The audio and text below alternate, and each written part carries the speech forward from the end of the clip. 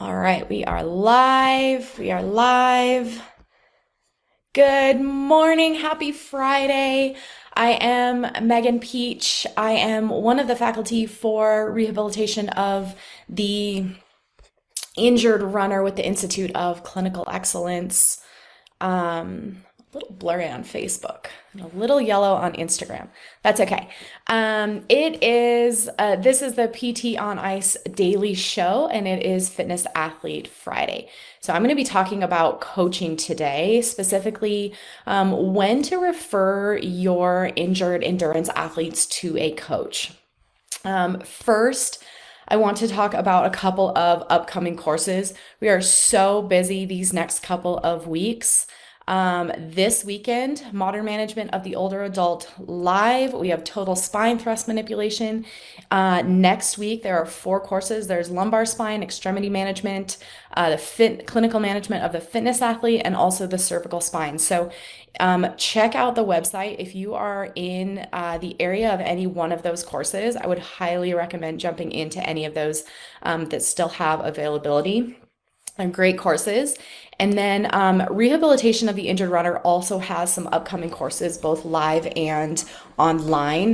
This is our first year of doing online courses. It's gone really well so far. We've had so much fun going over case studies with the students each week in the online course, and its focus is really more on running mechanics and video gait analysis.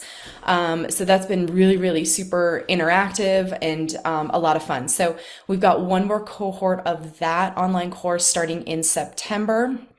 And then we also have Rehabilitation of the Injured Runner live in November in Atlanta. So if you're looking to get into either one of those courses this year, those are your last 2 opportunities. Certainly there will be more next year as well. Okay, so I'm going to talk about coaching today, and I want to talk about coaching in the sense of when we would actually want to refer to a coach. I realize coaching and PT cross paths quite a bit, right? Like, we are cheerleaders, we are motivators, we are often coaches for our patients, and that just kind of comes with the work. And that's an everyday thing. I'm not trained as a coach. I don't profess to be a coach. I don't really want to be a coach to non-injured runners. I actually wouldn't even know what to do with a non-injured runner. If I get an injured runner in the clinic, most of the time I feel like I have a pretty good idea of what needs to get done to get them back to their running training and hopefully injury-free. If I get a non-injured runner in the clinic, I often don't even know what to do. So I'm not a coach and I don't want to be a coach, but I want to talk about when I want to refer my injured runners or injured endurance athletes to a coach. And then the other thing that is important with this topic is what kind of payment you're getting as a PT.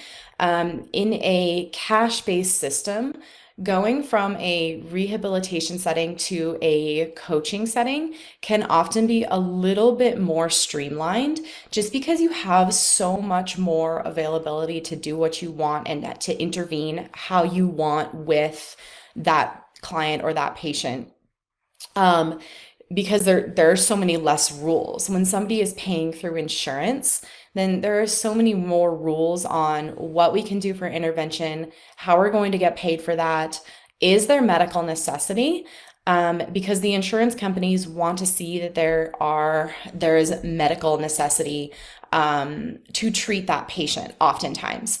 And so when we get to talking about things like training and training principles and intensity and frequency and duration of that training, like a coach would, then that often gets really, really challenging if that person is paying for that visit via insurance. And so I will often incorporate a lot of training principle education into my intervention, even with insurance-based patients. But at some point, it seems like those people may be better served by going to a coach, especially if their goals have been met with you already. So that kind of begs the question of when do we want to refer to the coach? And I've found a couple of things to be helpful. So, a couple of common situations to be helpful that I will frequently refer that person to a coach. And to be honest, by the time I refer them to the coach, they're often ready to kind of make that step, and they've often they're kind of done with the rehab process, and they're ready to make that next step into more intense training. And so they kind of see it coming by that point. So I'm gonna talk about three different scenarios, and then I have three little teeny tiny case vignettes for each scenario. So the first situation is when your patient has met their short-term or long-term goals with you, and your intentions are not to extend those goals or create new goals that are further beyond what they've already met, and your plan is to discharge that patient into their own program. If they have additional training program goals after they NPT and they don't quite have the knowledge to get to their training goals on their own, that might be a good time to refer them to a coach. The second one is when a patient presents to you and their primary goals are training related. So they maybe want to increase their pace for their 5K. Maybe they want to, or decrease their time for their 5K. Maybe they want to run a specific length of a race. Maybe they're training for a half or a full marathon. Maybe it's a performance related goal, but when the patient's primary goal is performance related, that's when I'm often saying, okay, we're going to address any concerns that we need to address, maybe for injury prevention. I'm going to do different kind of screens to rule out any deficits or impairments, and let's take a look at your running mechanics, and then let's resolve all of those things as well, and then get them onto a coach. And then the third scenario is when your patient really just needs a motivator. They need a cheerleader, and they need somebody to just kind of have their back and say, you're doing well, you're making progress, now let's go here. I often can't get those patients, and while we normally play that role with most of our patients to be that motivator, to be that cheerleader, it doesn't always work when they don't have an injury going along with it.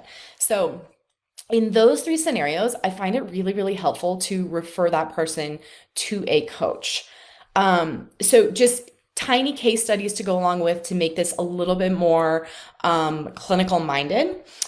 So with the first one, so when somebody's short-term, long-term goals have been met. So for example, a ACL reconstruction who's 6 to 8 months out, and they're basically ready to discharge from physical therapy. They've met their short-term goals. You've taken them through their functional lower extremity strength tests. They have started a running program. A big part of my ACL rehabilitation, especially in somebody who wants to continue running, is to get them started into a regular running program. My goal is not to have them come in and, achieve running a marathon, because that is going to take a lot more effort on their part. I had to plug in my phone. And so when their goal is to run bigger races, then I am often going to refer them to a coach when we have completed the rehab process. There we go. Okay. So not that I'm not going to get them started, because I'm certainly going to get them started, and that will be a goal of mine. And I will educate them on certain training variables when they're initiating that running program, like duration, like frequency, and all the things to keep them safe while they continue their rehab process. But if their primary goal is to run a marathon after they're done rehabilitating, just because let's say that's something they've always wanted to do, that's a benchmark for them to say, I've completed this rehabilitation process, I've completed a marathon, and that's going to signify achievement to them, then I'm going to help them out by referring them to a coach at that point. So second scenario, so when their goals are training related. So I recently had a woman come into clinic. She was in her mid-40s. She's a recreational runner, not an avid runner. So she was at this point running 1 to 2 times a week. And she comes in and her primary goal, she was actually on the schedule for a running evaluation. And so her primary goal was to look at her running mechanics. At least that's kind of initially how she started that conversation. But her secondary goal was actually to increase her pace. And this only came out later on. And it turns out that her husband was an avid runner and she wanted to be able to keep up with her husband. And so we got her on the treadmill, we looked at her running mechanics, and talked a lot initially about how to basically train low to run fast. So I wanted her running more frequently. I wanted her to run at least 3 times a week. And I wanted her to work up to running 30 minutes. At this point, when she came in, she wasn't yet able to run 30 minutes continuously. And so she was about able to run between 12 and 15 minutes. So my goal for her because she was paying through insurance, from a medical necessity point of view, was to increase her aerobic capacity. And so objectively, that goal looked like I want her to be able to run 3 times a week for 30 minutes. And I want her to do that for a couple of weeks in a row. So once she was able to achieve that, then our time was basically spent on training principles. And I educated her a lot on how she needed to train at lower intensities and really build up that aerobic base before she tried to increase her pace. And so at that point, my goal was to really refer her to a coach. Once she was able to achieve running for 30 minutes at 3 times a week frequency, then she was on board with, okay, now I'm ready to go see a coach. They can set me up with a program that's going to achieve my second goal, which is increasing the pace. So the third case study goes along with that patient who comes in who just needs a motivator. So this was again like a mid-30s female. She was a previous patient of mine. So she felt comfortable kind of opening up to me on her last year. She had become really, really sedentary. She was a student, so she had become really sedentary in the past year, and she had gained a lot of weight. And so her main goal was that she wanted to be able to run a marathon about a year away from our initial visit. And so she was not currently running, which was fine. And she also wanted to lose weight in that process. So her goals were just to improve overall health and well-being by losing weight. And then she wanted to this physical achievement of running a marathon as well. And so I kind of approached that initial eval by saying, I got out the chalkboard. We talked about all the things. We talked about sleep. We talked about stress. We talked about weight. We talked about nutrition. We talked about all of the things that may be barriers to her achieving her goals. Because I knew that this was not a person that I was going to see for the next year to help her really get to her end goal. I was a good starting point for her, but she needed a little bit more than I could provide. And so what we did initially was we got out the chalkboard. We talked about all the things. We looked at her range of motion because she had had some prior ankle injuries. We looked at her the pertinent manual muscle tests and strength. We looked at her lower extremity mechanics. The goal was to get her on the treadmill once she did start running regularly, and then look at running mechanics as well.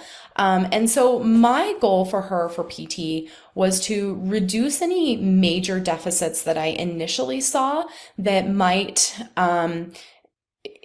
preclude injury or prevent her from being successful in her goals. And so those are kind of my objective goals for her. We only had a couple of visits before she realized I need a coach. And we talked about a running timeline in terms of what was appropriate for her to start running after starting a walking program, and then when it was appropriate for her to actually start training for a marathon. And that really just helped put into perspective what she needed to do over the past year or the next year.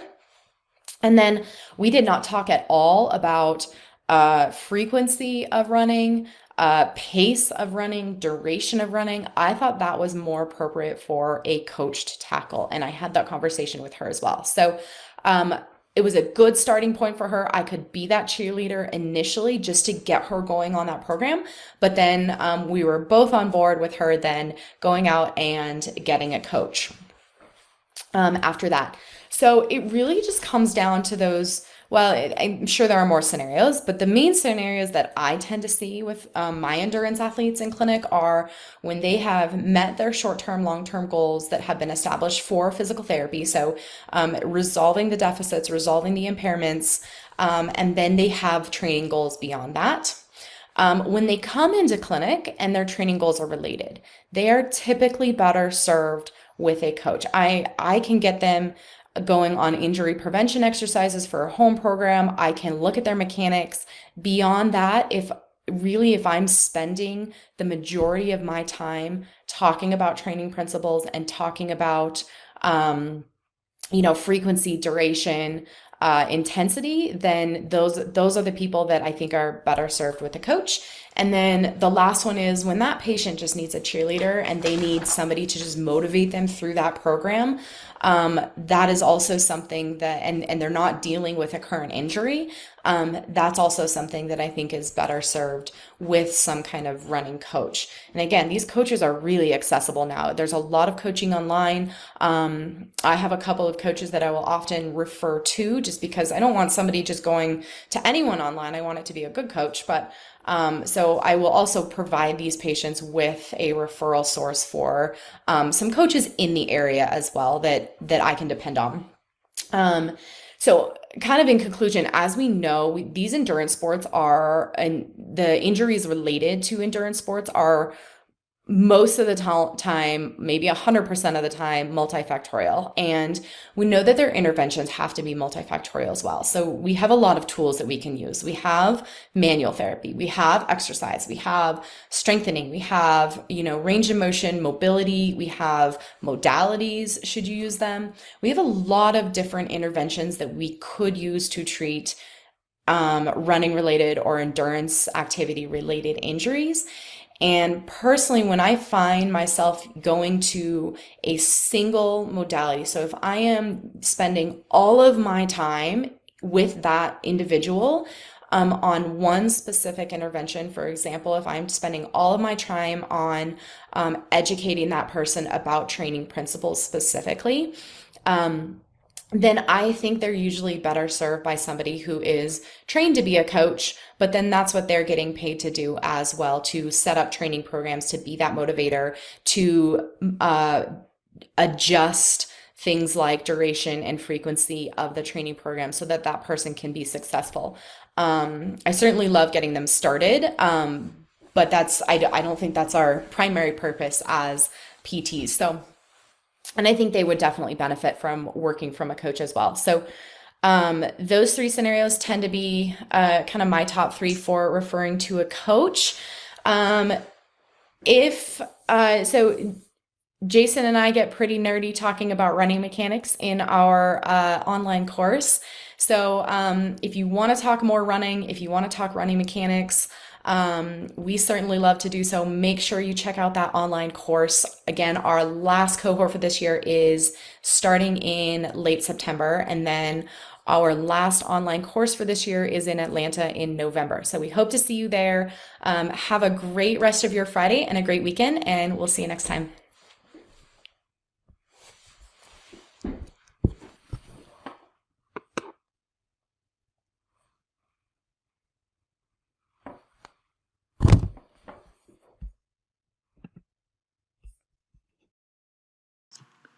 Hey, thanks for tuning in to the PT on Ice Daily Show. If you enjoyed this content, head on over to iTunes and leave us a review. And be sure to check us out on Facebook and Instagram at the Institute of Clinical Excellence. If you're interested in getting plugged into more ICE content on a weekly basis while earning CEUs from home, check out our virtual ICE online mentorship program at ptonice.com. While you're there, sign up for our Hump Day Hustling newsletter for a free email every Wednesday morning with our top 5 research articles and social media posts that we think are worth reading. Head over to ptonice.com and scroll to the bottom of the page to sign up.